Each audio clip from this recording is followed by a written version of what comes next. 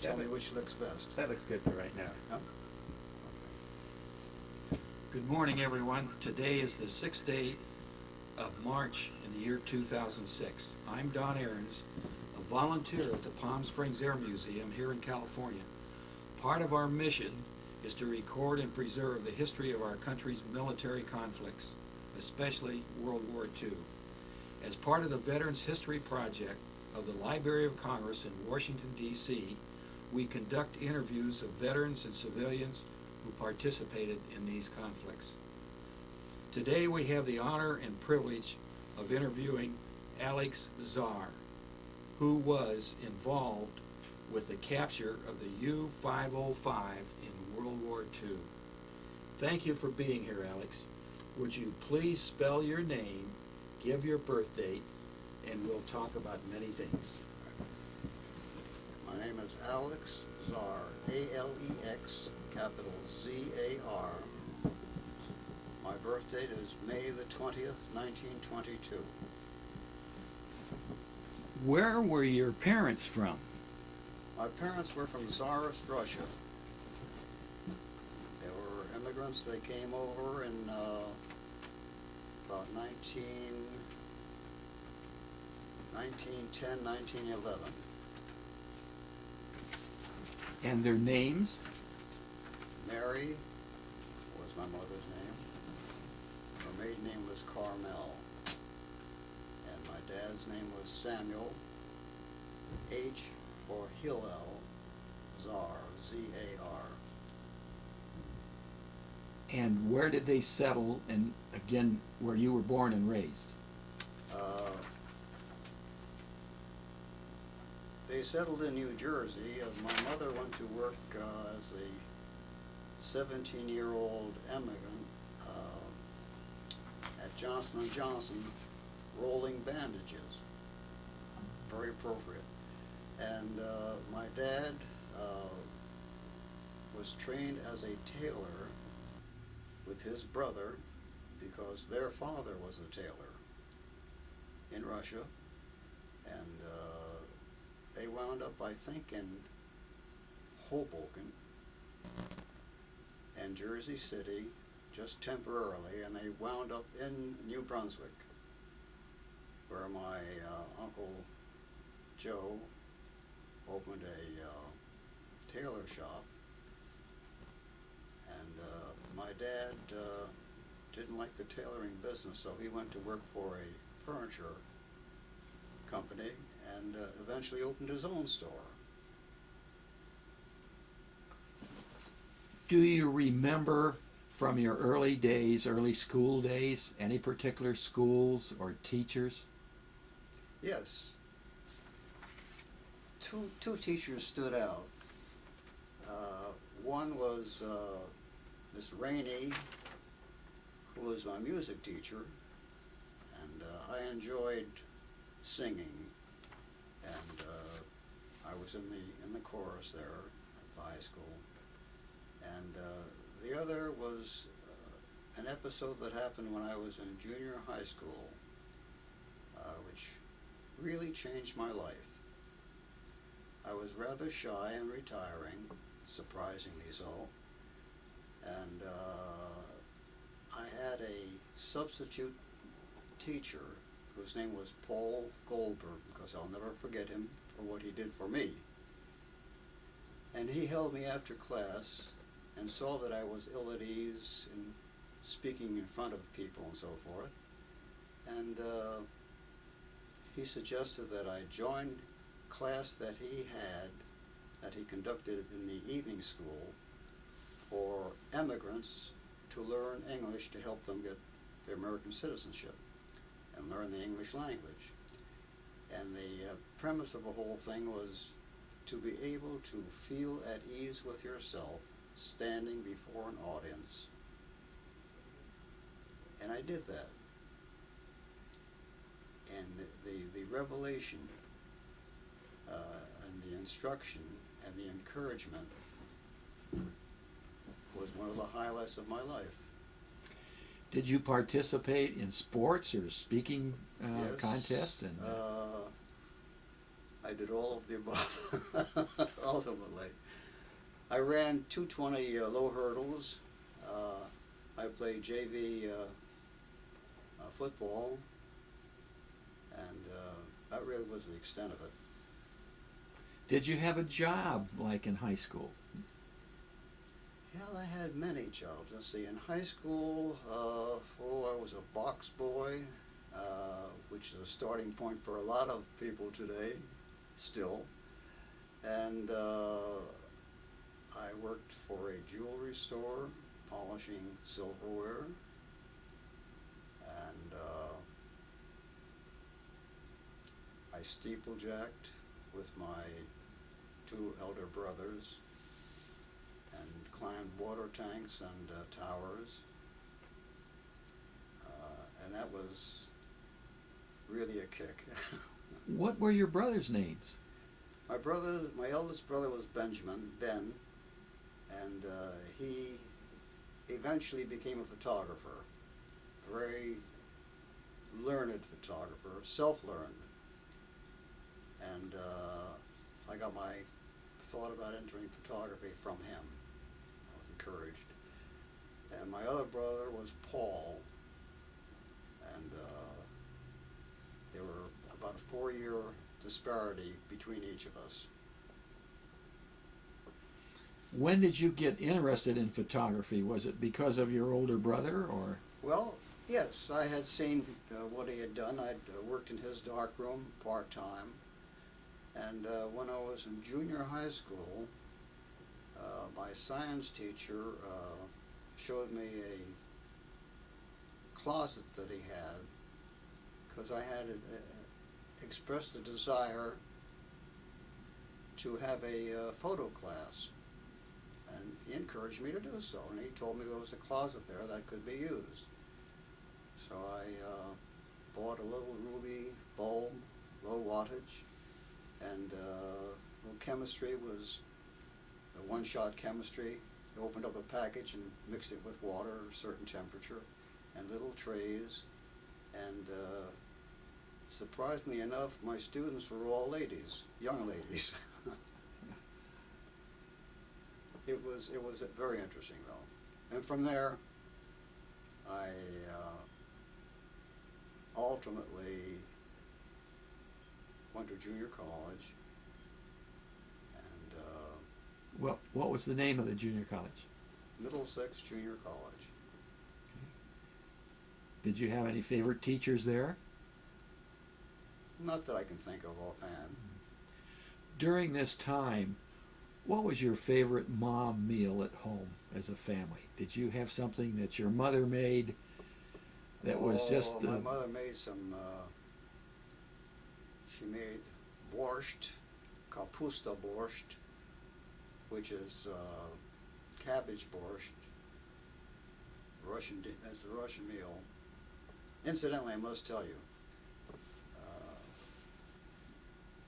this is digressing a moment, but the Chinese and the Jews hold similar situations in world history. They have both traversed and have lived in almost every country on the face of the earth.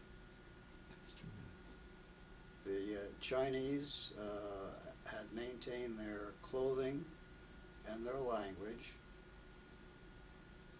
The Jews borrowed the language and the best food of their host country.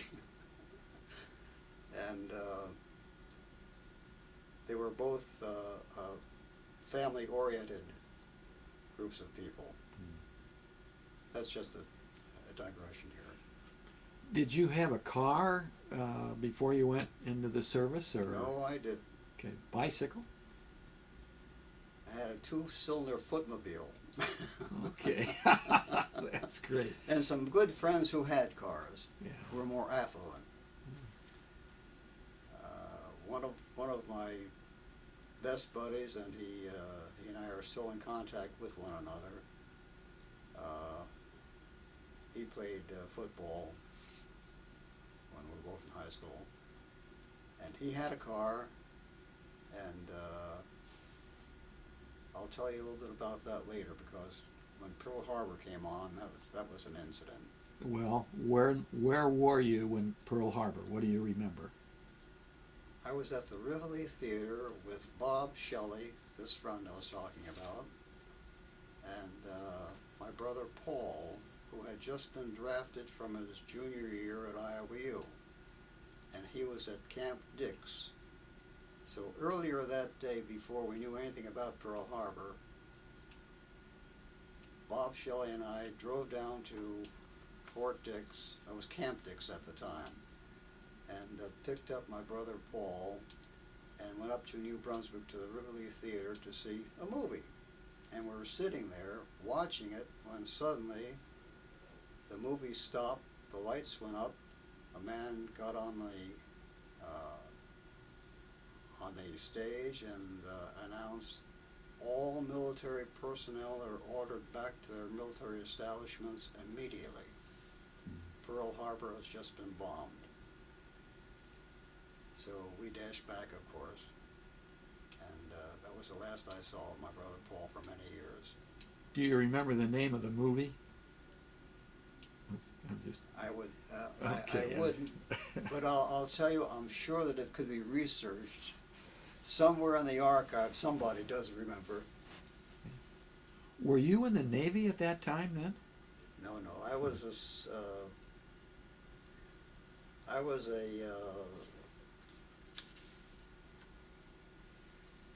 wasn't in the Navy. I'll tell you how I got in the Navy, though. I was a photographer for Army Ordnance at the Raritan Arsenal in Metuchen, New Jersey. And I was told that I couldn't enlist in the service, that I had my duty there because we were photographing everything from a 45 caliber sidearm to a 16-inch coast gun. We were making the SNLs and TMs, the technical manuals and the standard nomenclature lists. We had people from Detroit, from the auto industry, who were primarily responsible for setting up that reproduction plant, so that all the soldiers, all the Army people, would have instruction books to show them how various things worked. And one day I approached the colonel in charge of the plant. I said, "Colonel, I can't stay here any longer. You know, it's my duty to serve my country." Well, he said, you're staying right here, Czar. So, I just, shortly thereafter, I went into New York City to Naval Enlistment, their headquarters for Naval Enlistment in New York City, and presented myself and told them what I was doing. And they said, they signed me up immediately, but I was under special orders to go to photo school forthwith. So I did go to Boots, but I never graduated Boots. I had to report to Naval School of Photography at Pensacola, Florida, which in its day was the finest photo school in the world. And when I graduated, I was top 10% of the class, so they asked me my preference of duty, and I said East Coast, lighter than air, thinking about Lakehurst, no dirigibles. So they said, good. West Coast torpedo bombers. Here are your orders. So I wound up at Alameda.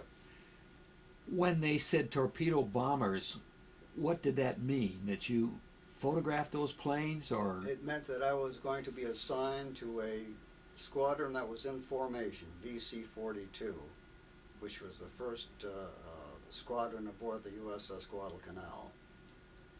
So I followed VC-42 down the coast.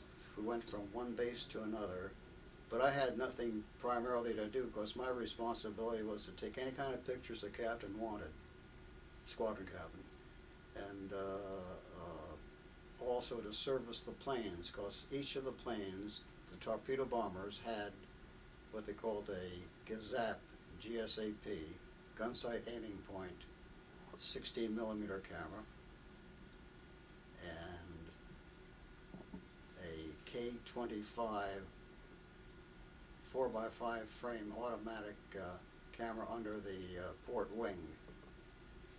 So it was my duty to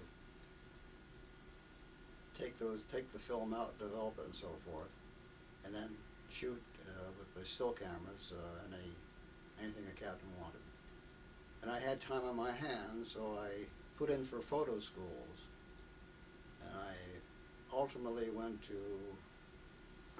the Fairchild Camera Repair and Maintenance School in Farmingdale, Long Island, and went to the Polaroid Work School.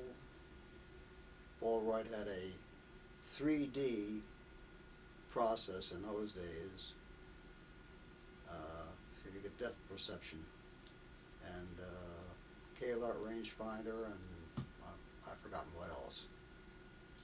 But then I wound up in San Diego at Otay Mesa, and from Otay Mesa we went over to San Diego. Some of us boarded the ship in San Diego, and some of us flew aboard from Otay Mesa as the ship went out.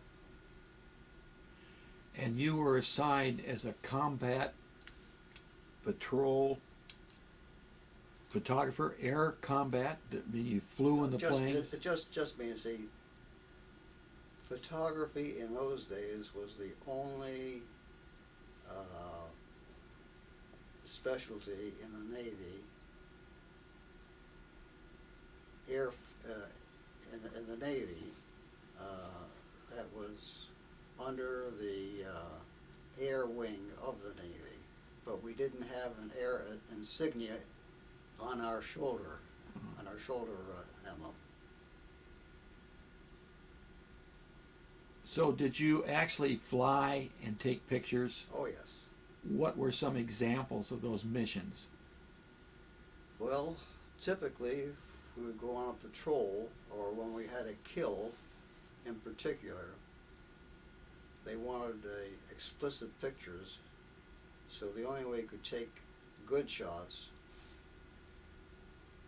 from any angle, or from certain angles, was to go up in the ball turret with a K-20 in your hand, this hand version of a K-25, 4x5 format, and pop the hatch.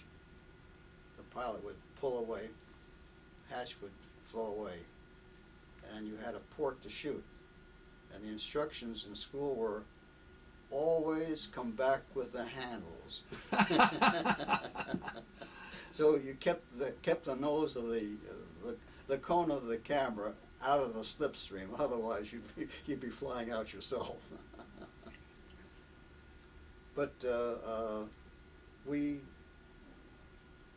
captured one submarine, which was very fortuitous. But we sank, I think, 4 or 5 altogether. We caught 2 of them near sundown. 3 of them, I should say. A Sea Cow, a tanker submarine that was refueling 2 fighting submarines. And we sank one of them, and I think the big one got away. You know, in the movies of World War II, you see where all on shipboard are tied into the sound system to hear what's going on in the combat area. Was that accurate? Did you hear that and see some of those? Well, the first thing, when they made a contact, they rang general quarters. All hands man your battle stations. This is not a drill. Okay. So everybody scurried to their battle stations, which were pre-assigned. And mine, of course, would be the photo lab. Of course, I'd have to grab a camera. If I wasn't already there, I'd have to go get one.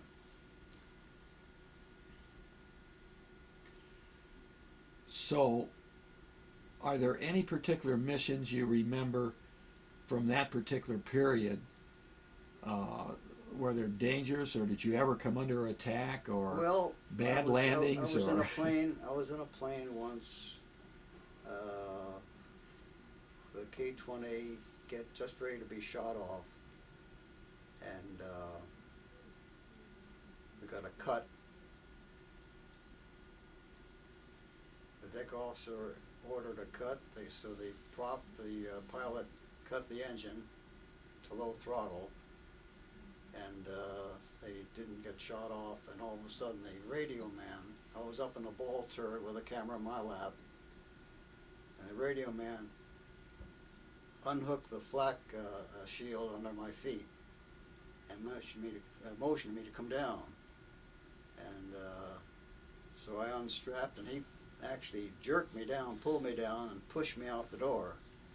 And they put somebody else in.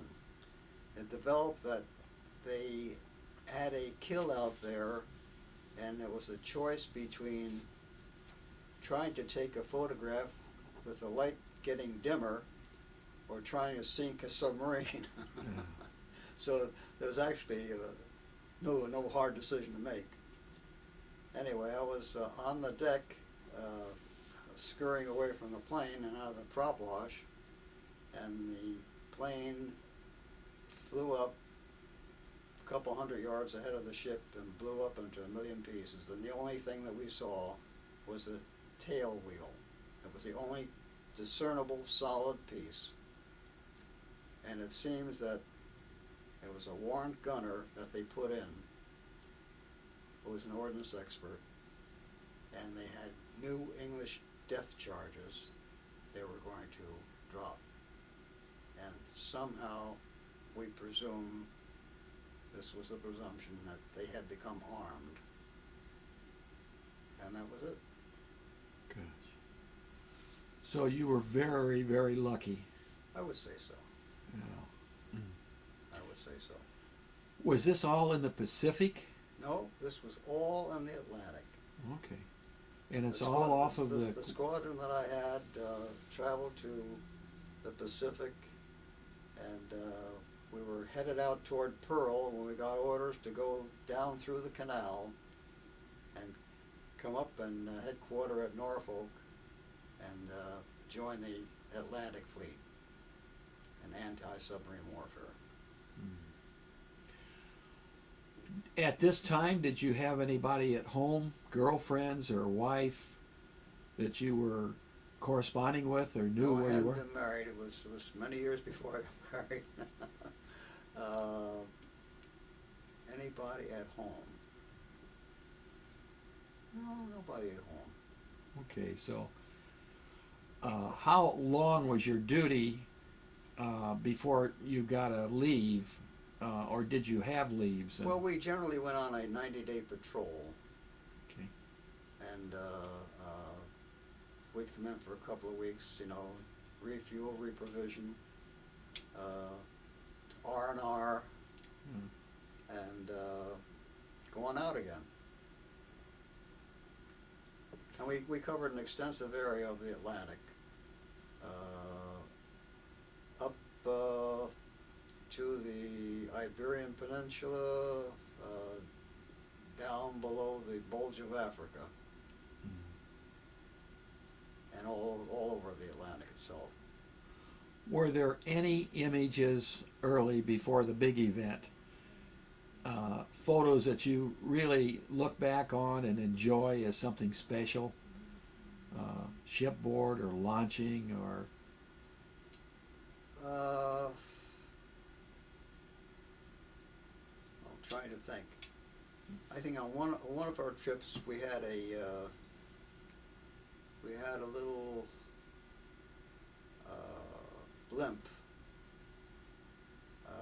who were covering us, and as a fun thing, I took a picture from the deck looking aft, and the blimp was over the port side, which is the left side of the stern, and I took this wonderful picture of the landing signal officer playing as though he was guiding a little blimp in for a landing.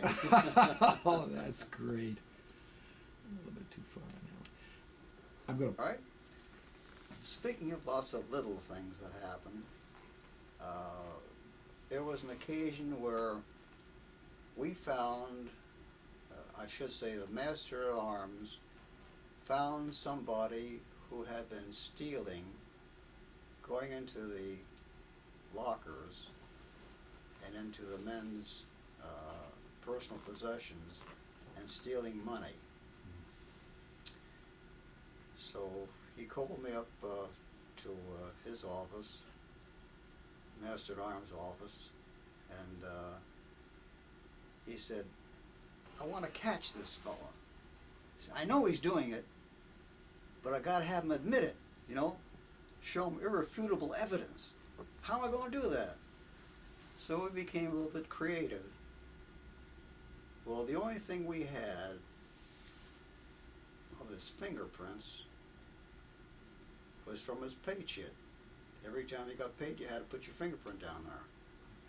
You know about that, I'm sure. I'd forgotten it. You know?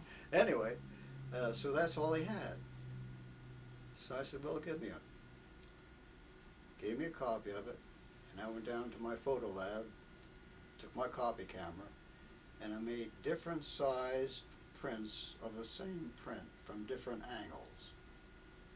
And I made a sheaf of, I don't know, 10 or 12 of these things. And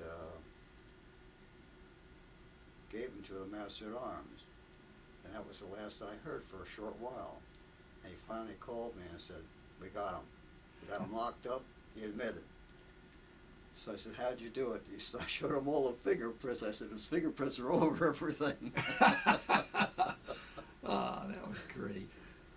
And then we had, we found some flotsam and jetsam out there.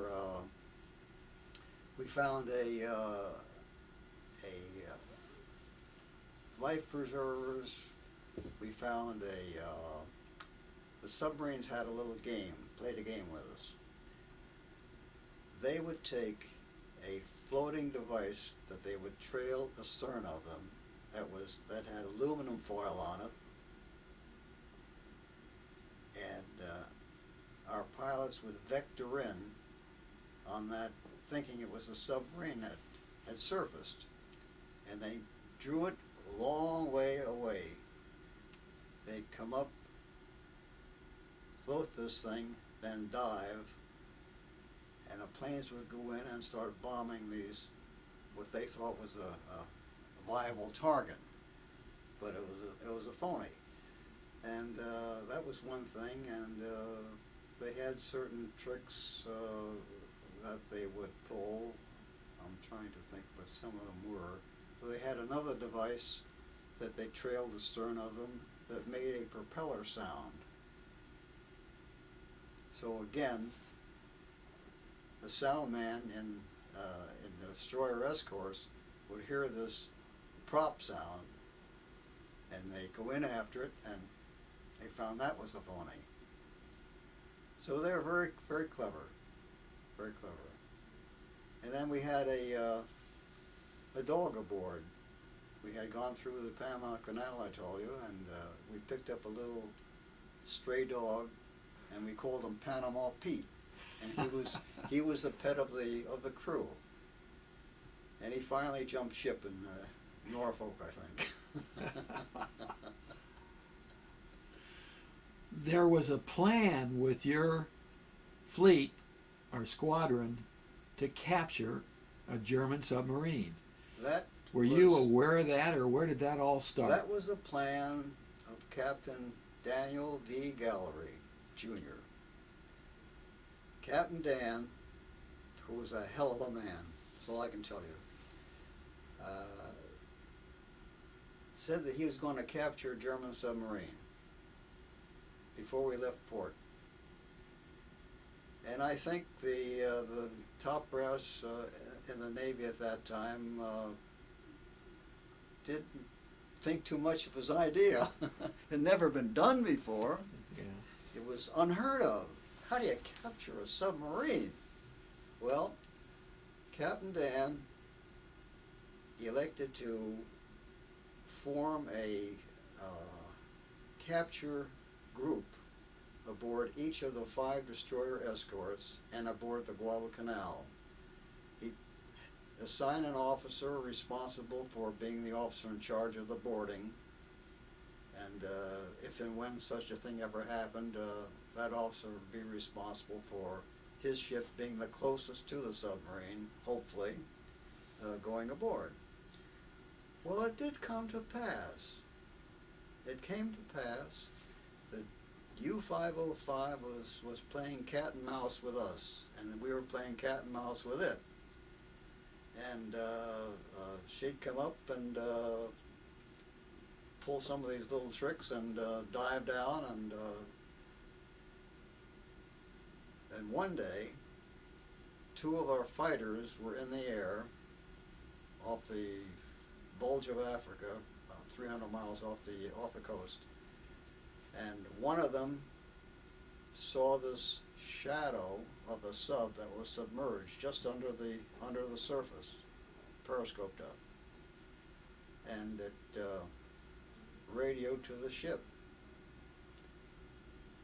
and then his transmission was relayed to the captain, and the person who received his transmission is now a retired pastor. Oh. And he was one of my buddies. He was in the next office to my photo lab. And his name was Glenn Hendricks. So we are friends to this very day. Okay? Anyway, he was at Combat Information Center, and he took all the traffic coming in from different ships and the planes and recorded them by hand.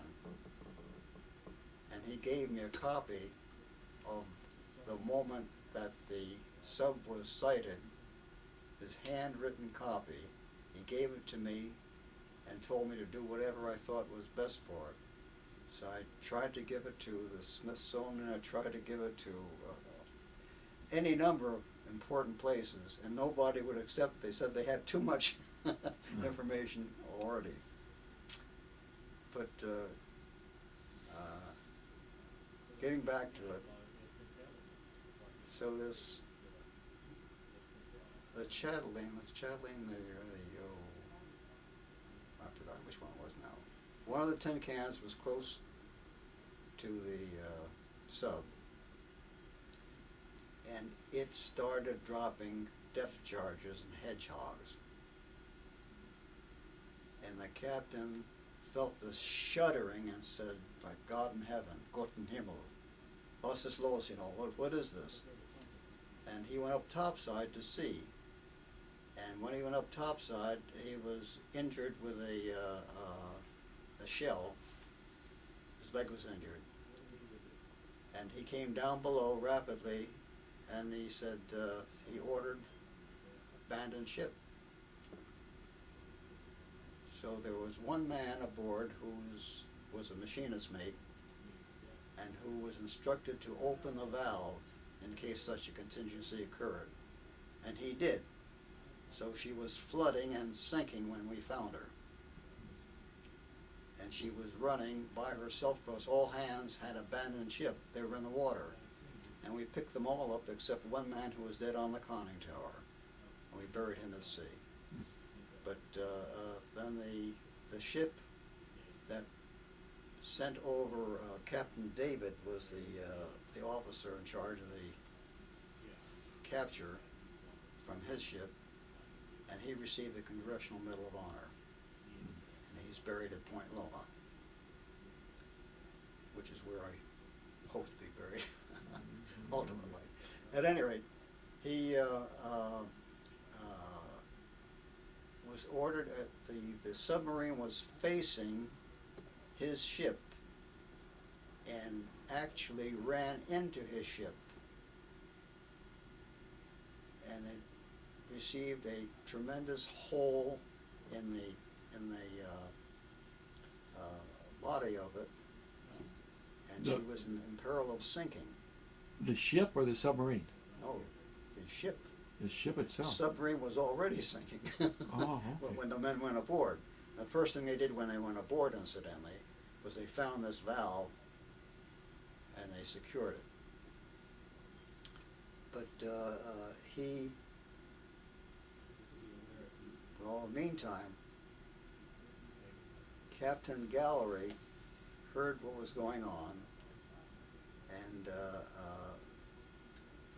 captain who was in charge of the crew from his destroyer escort went back to ship with his crew, and as he was leaving, Gallery had, in an ad hoc moment, ordered our chief engineer aboard the carrier for the Guadalcanal to handpick a group of men to immediately go over to the sub.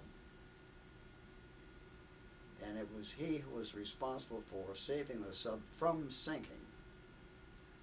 And much to his credit, he was very courageous, and he was a top engineer. He had been with some of the oil companies in civilian life. At any rate, he did save the sub, and he concocted a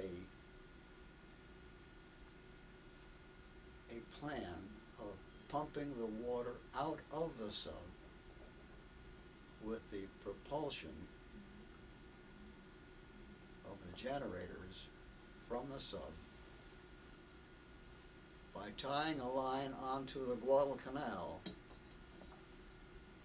onto the stern of the Guadalcanal. And some of those pictures you see of men in the water, they're struggling.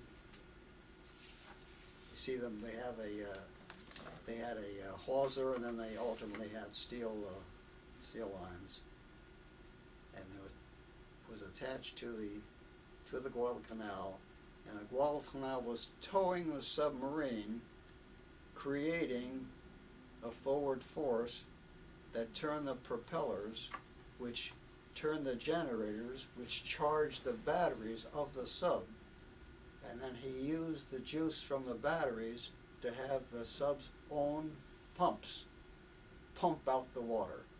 Wow. And he was recommended by Captain Gallery for the Navy Cross, but he never got it. And I'd fight for that man today. How many men boarded the submarine, and how many went down into the darkness inside? Well, they all went down into the darkness because at one time there was no. They pulled everything, but there were a couple of key men. One of them was responsible for securing the cover, and but she was still not sealed. She was still leaking water. And Earl Trissino, I don't know where he got somebody's skivvies, somebody's T-shirt, and used it as a grommet to put it in the valve, so when they tightened it up, it would create a seal. So all being very creative, and it comes from years of experience and understanding, looking at a situation and quantifying it, looking at it from every possible angle. What can I possibly do? Where were you during all of this action? Well, when general quarters were sounded, I was taking a shower down below. And I ran up to the photo lab with my skivvies on, my shorts on, and grabbed a camera and started taking pictures of the sub from the ship. And your ship was a tin can? No, my ship was the Guadalcanal. You were on the Guadalcanal, I'm sorry. Good. Okay. We were the lead ship. And the Guadalcanal only had a 500-foot flight deck, incidentally. Wow. It was not that big a ship. Were you dead in the water? Were we dead in the water? Uh-huh. No. We would never be dead in the water. We had to be going forward to pull the sub to begin with, to hold flight operations, to bring the planes in and launch planes. You had to have wind over that deck, so many knots of wind. And what kind of planes were on the carrier? You have three. We had torpedo bombers were either, let's see, General Motors, or TBFs or TBMs. TBM was the later version of the TBF. Same basic plane made by a different manufacturer. And FM-1s, Wildcat fighters. So the Avengers, what they would call the torpedo bombers, and Wildcats are what they call the fighters. What was the atmosphere on the carrier when you got the U-505 under tow? Oh, I mean, cheering up all hands, you know. I mean, this was a fantastic thing. The crews that went aboard the sub immediately pulled out all the charts, even got an Enigma machine, the charts, the code books, and they brought them to my lab. And they locked me in the dark room so I could copy them. So I literally copied the code books and the track charts and a list of all the subs in the German fleet, their transmission codes, their ports of embarkation. I mean, we had more information, and unfortunately, from what I gathered, Washington was rather frightened, I think, perhaps, of the fact that we had all this information, but the Germans never knew that she had sunk, never knew that we had captured her. They thought she had sunk, because they tried I've forgotten what his name was, but the admiral in charge of the German Navy ordered them to communicate with the submarine, and they couldn't. They never got a response. So they figured, since they got no response whatsoever, and the sub used to come up each night to report, but they got no response, they made an assumption that she had been sunk, which was not unusual for submarines.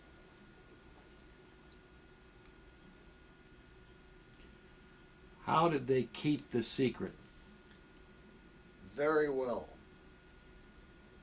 Out of over 1,500 men, I don't have the actual count. It may be upwards of possibly a couple thousand men. Not one man said one word to anyone, family, friends, foe, acquaintance, lovers, dates, nothing. For all that time, she was taken from the port, from the point of capture.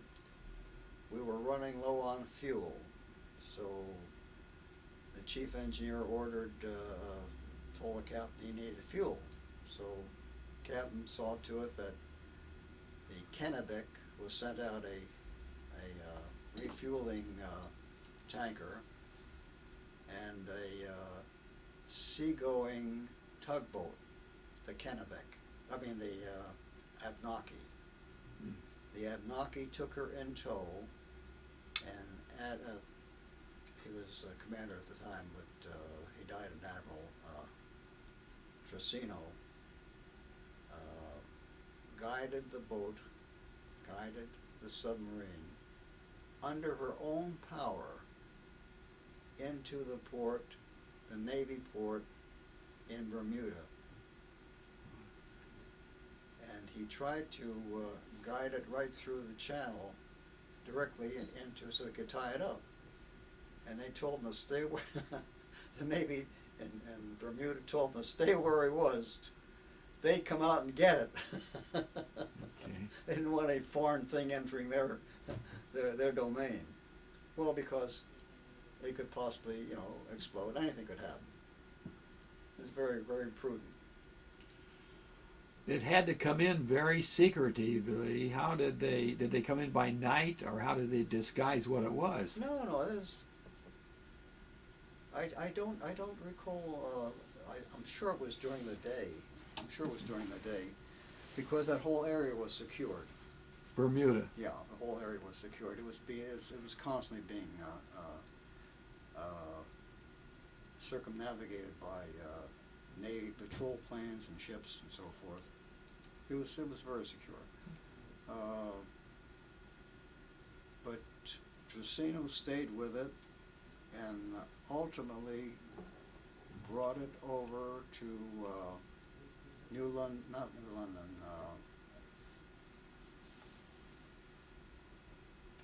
Gosh, I've forgotten the base. One of the key bases on the East Coast. And she was tied up there and lingered there for some time. Till some years later, the then Captain Gallery, then now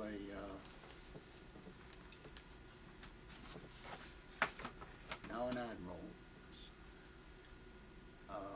found Trissino, who had gone back to civilian life as an oiler engineering officer. He was probably the most experienced officer in the Atlantic at the time, without any question. And he said,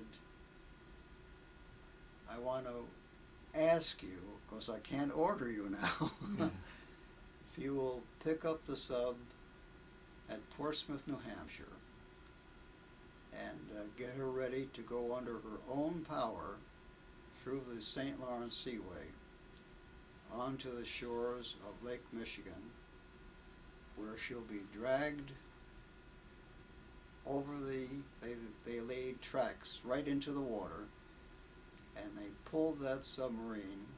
He drove her there. They pulled it from there right to the back of the museum, where she stayed till just this year.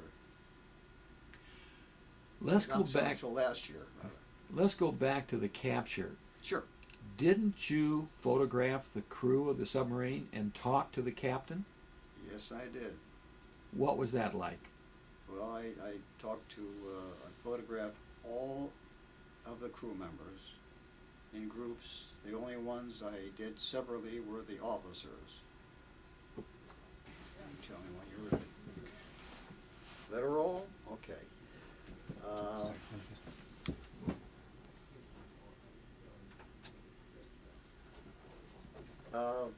There were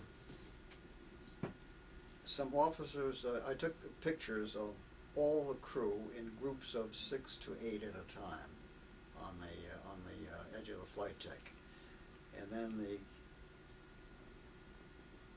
officers were kept in sick bay area of the ship, and the captain was actually literally in sick bay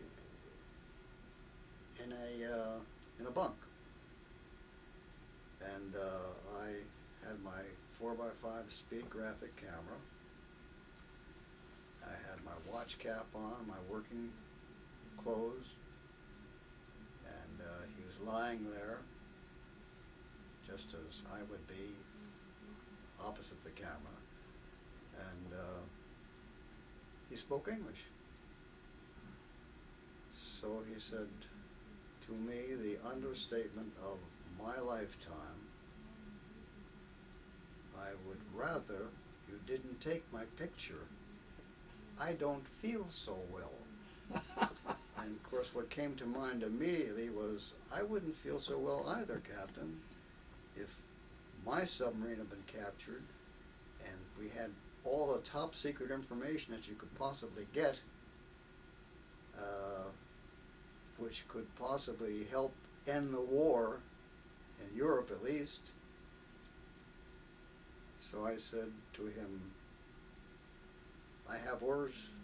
I said, I'm an official U.S. Navy photographer. I have orders to take your picture. Please lie still, sir. And that's when he told me this, I would rather you didn't take my picture thing.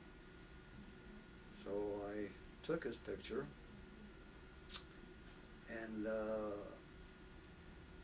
later, of course, in life, he and the captain of our ship, Captain Gallery, became personal friends at a reunion in Chicago at the museum. My Good. And I have a picture of his grave site in Germany. He went back home and passed away there. But that was an event like no other I ever experienced. Did you ever get on the submarine? Have you been through it? I got on a submarine at the Museum of Science and Industry the day that I was with Ralph Bluer, Jr. I found that out. He met me at the foot of the steps of the museum with his wife, and the three of us went up and looked at the museum, looked at the submarine, and I asked him if there was an organization, afoot. Who comes to the museum? Does the museum have an organization they work in concert with? He said, no, there's some fellows that live around Chicago that come here periodically, but we're in touch with one another periodically, sporadically, but there's no formal thing. And I said, why not? He said, well, nobody wants to take responsibility. So I said, Ralph, tell me who these people are, and when I get home, I'll set up a conference call. And fortunately, some of them were people I knew aboard ship. And we had this, one of them was a baker whom I knew, who ultimately became the president of the association, the first president. I'm sorry, the second president. And another one was an arresting gear man who helped unhook the planes when they came in. And another one was a lieutenant who I suspect somewhere was involved with intelligence to report to Washington, separate and apart from the captain. Anyhow, I talked to these men on the phone when I got back, and we had a conference call, and I said, would you like to have a group, a formal organization? And they said, yeah. So I said, well, I'll tell you what we do. First thing, we have to find where all the men are, all the other survivors are. So one was in Wisconsin, one was a couple of them were in the Chicago area, one was in Rochester, New York. So I parsed the country by the group of states surrounding each of their areas, and I took the West Coast, and we attempted to contact every magazine, every newspaper, every radio station, every TV, any military organizations, retirees and so forth. And as a consequence, we came up with a handful of people in a couple of days. And we had a reunion, and I have pictures of that first reunion. We called it the Guadalcanal Ad Hoc Committee. And that's exactly what we were.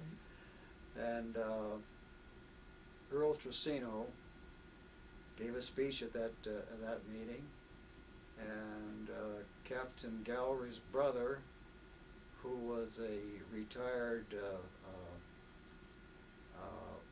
pastor, he was a Catholic priest in the service, and he was there in a wheelchair, and all these other fellows and I were in one little group facing the audience that we had. And the reason why the museum gave us a free luncheon was the most interesting part of the whole thing. It seems that when I called the head of the museum at the time and told them who I was and what I represented and if they could be of assistance to us, they said, well, your timing is exquisite. It's just perfect. We have just issued new uniforms to our tour guides.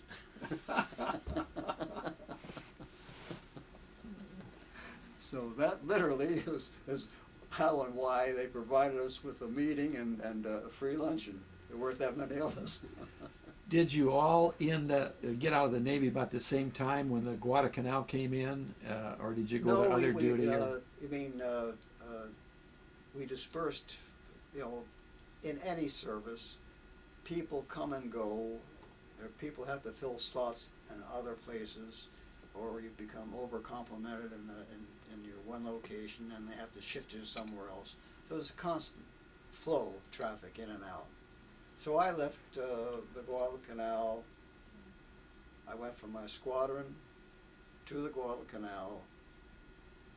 I went off the Guadalcanal to another squadron and another carrier, and wound up at one point to a transfer station in New York City, where I was assigned to a photo lab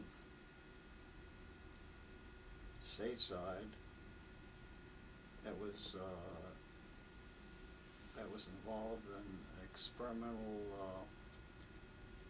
experiments with missiles, propelled missiles, and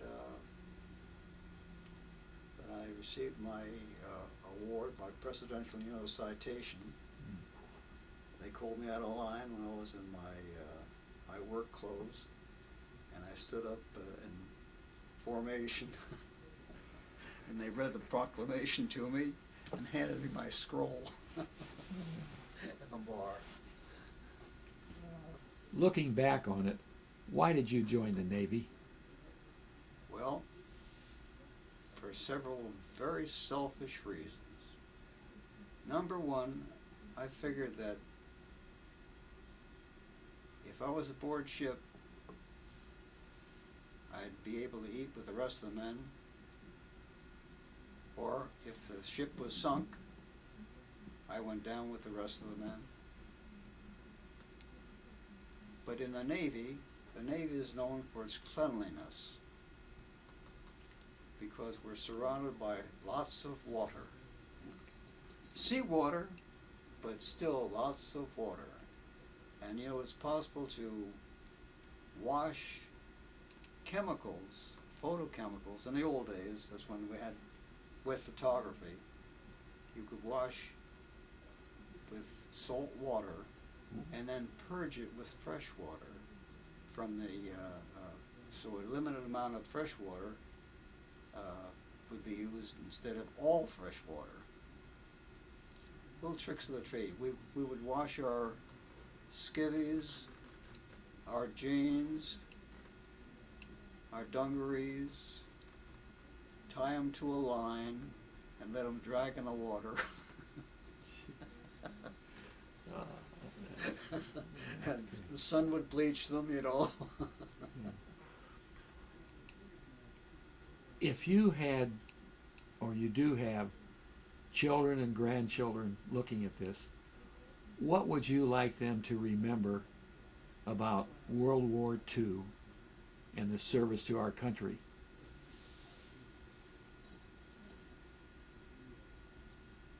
That we had a president who was a superb leader, and though disabled himself personally, encouraged us to unite and do what was right, and we had a righteous cause of self-preservation for humanity. I would like to thank you, Alex.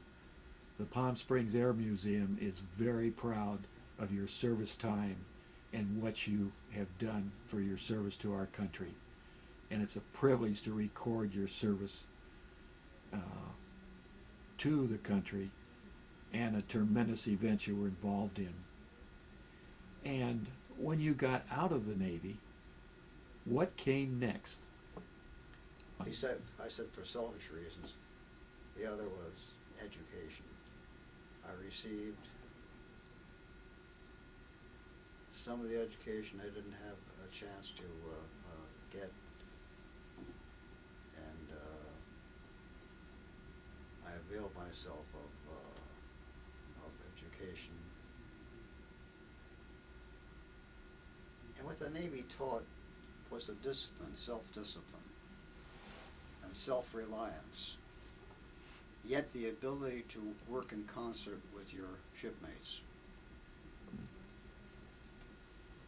I think if I were to recommend any service to anyone, without any question, I would say the U.S. Navy. What came after the Navy? After the Navy, that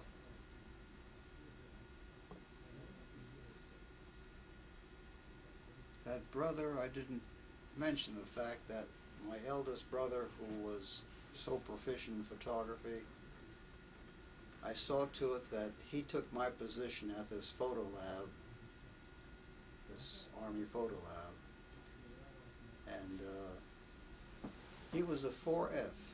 Physically, his eyes wouldn't allow him to pass the test. And he was married, and they had a child, so he had every reason not to go into the service. Yet he persisted and wanted to get into the service. And he ultimately got a recruiting sergeant who I think looked the other way and signed him up. And he wound up being in charge of a major Army photo lab at Governor's Island.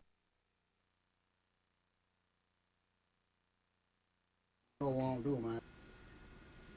Okay, this is, I'm holding a K.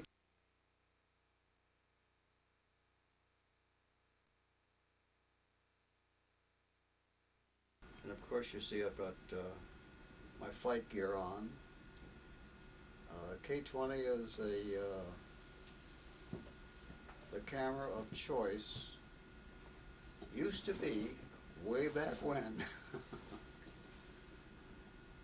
used to be the camera of choice for aerial photographers for what we call a medium format, 4 by 5 inches. And you could, in the old days, blow this up to 4 by 8 feet if you wanted to.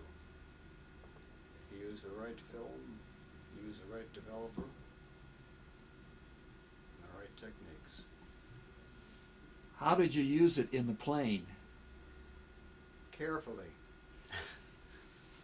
You, the planes I was flying in were torpedo bombers, the Avengers, and I'd have to sit up in the ball turret where the gunners generally sat, and you'd hold this thing in your lap, and when you got to the point of wanting to use it, you were in contact with a pilot through the radio man, and you came in on a target. You'd tell him which direction you wanted him to go, and he would lean the plane over and pull it away from the hatch, so the hatch made absolutely no contact with the body of the plane or the body of the person. Just technique. They taught us in photo school, just make sure when you go on a mission to come back with the handles.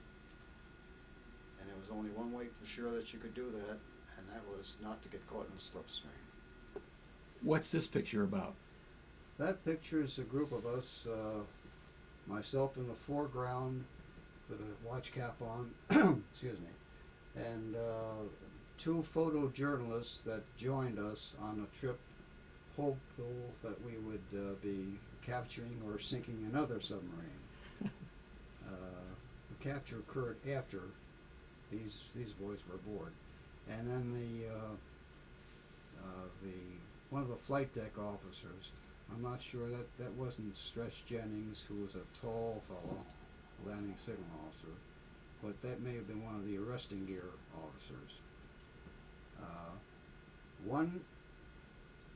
One evening, late in the afternoon, as the sun was dropping rapidly, and the plane was coming in off the fantail, straight in, because he was apparently running low on fuel, and I was behind that camera. It was I think it was a Mitchell, 35mm Mitchell, and but they used to use in the movie industry years ago.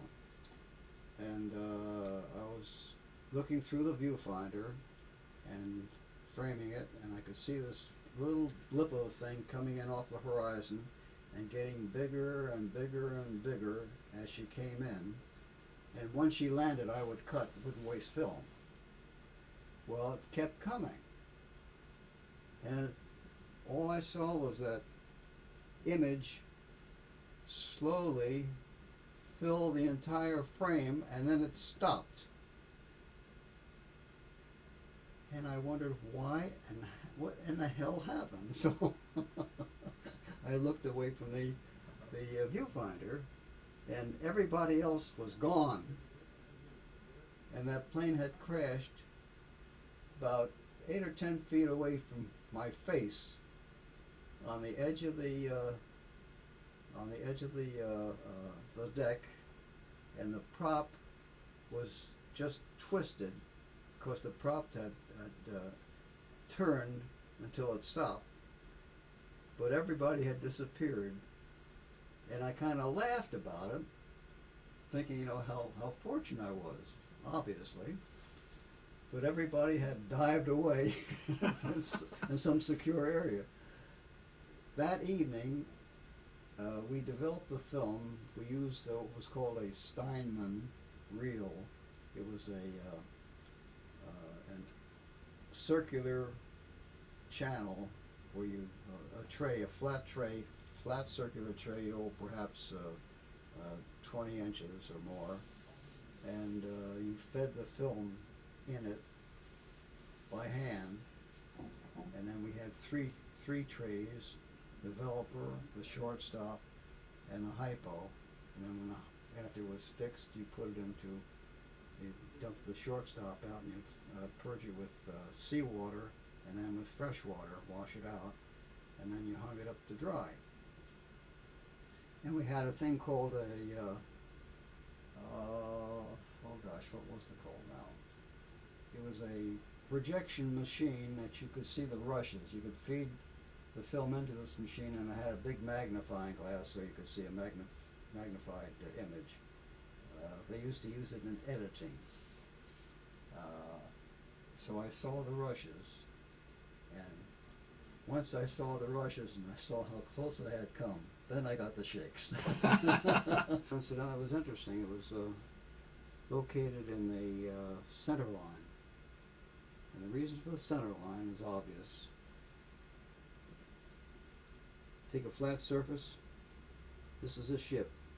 If it's pitching, then the fluids are going to go like this. If it's rolling, it's going to go the other way. If it's yawing, and many times did everything at one time, but you got the least amount of splashing. You would only hit so far. So that was the reason for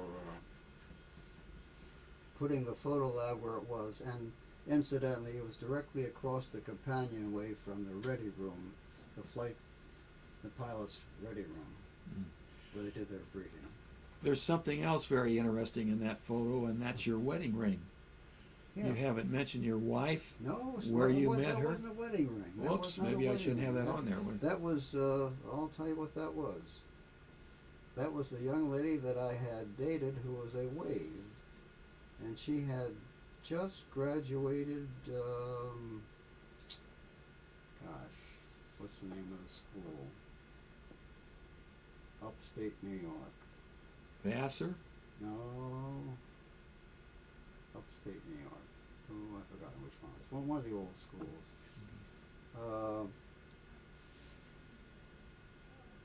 So she gave that to me as a good luck omen or whatever.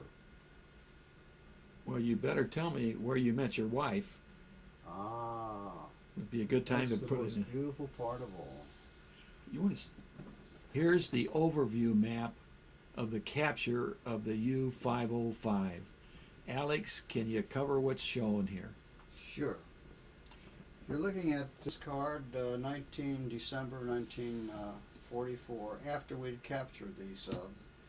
And it is in reality a history of the Guadalcanal and its men. And it shows you upper left-hand corner where the ship was put down the ways in Washington, and then she came down to San Diego, and from San Diego she went through the canal, but on the way down in the lower left-hand corner you'll see some planes that are hidden by clouds, and our carrier is underneath. We had a game with the Army Air Force at that time, and they used it as a practice run to see if we could avoid being observed by the Army. And we were very fortunate. We had a cloud cover, and the captain used it to good advantage, and we won the game. Oh. So we could have blown up the canal, you see, Yeah. if we'd been another country. And then in the canal there's a little dog. That was Panama Pete.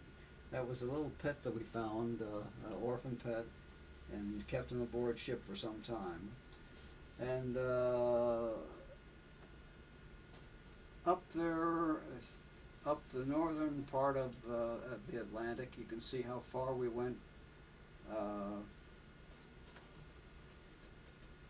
up toward Iceland. Not quite as far, but that high. And some of the activities down below, in the middle, you'll see. Let's see. In the middle, there's some activity with submarines again. We sank some submarines, and then lower center, you can see our planes going in, and at that point, underneath the plane was the submarine that we had just captured, but it never mentioned anything. That was the wonder of it all. And then it showed after the capture, we're lying on the deck sunning ourselves. In the Navy, you can be a bum, but be a respectable bum. Right. Not really. Anyway, that's the story. Now, I'm a man in Compton originally. Oh, the artist on the ship did this. Yeah. Yep. I'm going to shortcut it. When I came back from the service to my hometown, and I was in communication with my brother, and he called me and says, you know, this place is ripe for a photographer down here, Columbus, Georgia. So I found my way down there, and I met these fellows who were being discharged from the service, and they all had their individual needs, and I had mine. And we put together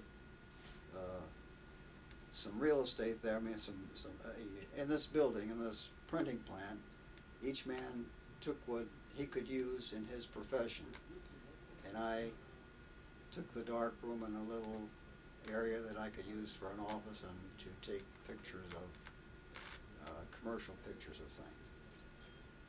And I went from there, I was there for a year. I did some very interesting things, very innovative things, very creative. Had no money to speak of. While I was there, the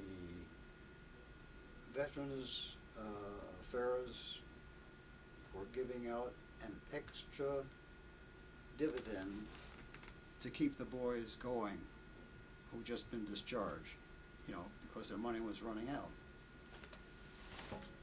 And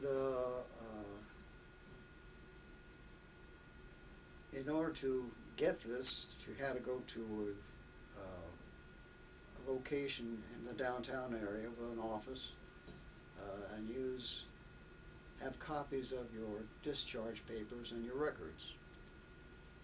And they charged $3 for each copy.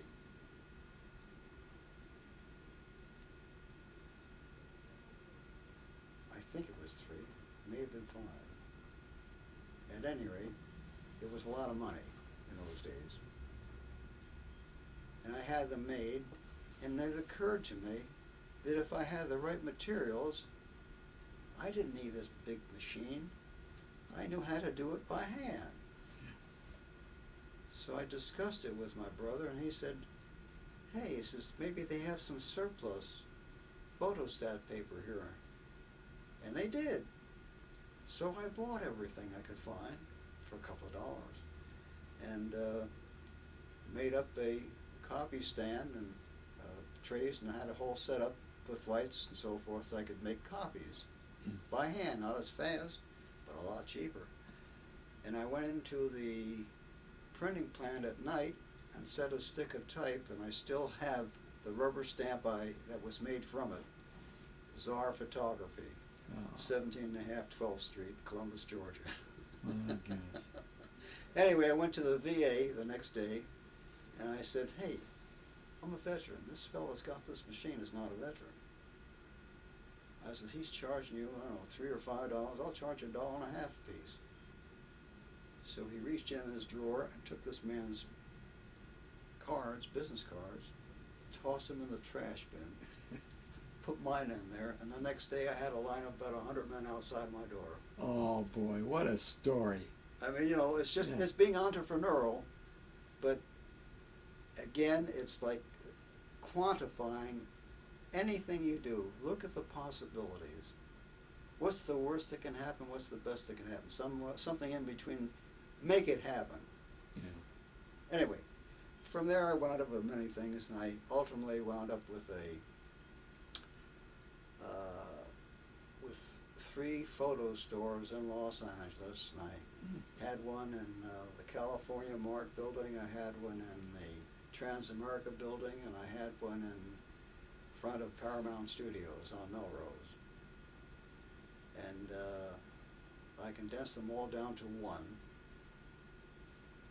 And ultimately, that store was taken by Paramount, so I had no place to go. But just before that happened, I found a location in what had been a Pabst brewery up on Main Street. And they had built this family had come in from New York and bought the whole thing at auction, pennies on the dollar. The whole complex. Huge amount of water supply, power, and they built a couple of buildings, and one of the buildings they built for a clothing manufacturer became defunct, and they needed to rent it. So I rented it, and I have pictures of it. I had 7,000 feet or something like that, maybe more than that, because it had two stories. And I operated there for many years. And among my clients were the best litigators in Southern California. And then nationally, I started selling things across the country just on the basis of my reputation. And then I found I I encouraged and went into the Justice Department and met the people in charge there and gave them some samples of my work and told them what I could do. And I was more creative than anybody else around, apparently. So they used me, and they used me very well. When not too many years ago, if you went into, before they redid the offices, if you walked into any of their offices, any of the attorneys, you would see my work. I mean, they had walls that I had 3 by 5s, 4 by 6s, 4 by 8 feet, you know. And I think one of the fun things I did some rather daring and dangerous things, all legal. But in the practice of my profession, with the knowledge, consent, and assistance of my attorneys, and testified. So I am a credentialed forensic photographer. So it's been a lot of fun. Are you still doing any photography, or just? Yes, I just it's very interesting. I have an old website up there that I just use for email. But every once in a while, I get one of my old clients, and they're miles away from me, call me up, Alex, I need help. I know I can rely on you. Yeah. You know, so that's the fun of it. Well, that's probably a good place to end. And again, thank you for your time. What a marvelous gentleman you are. You know, you're a reflection of our whole country with your ingenuity, your creativity, and your service time. We're very, very proud of you. Thank you.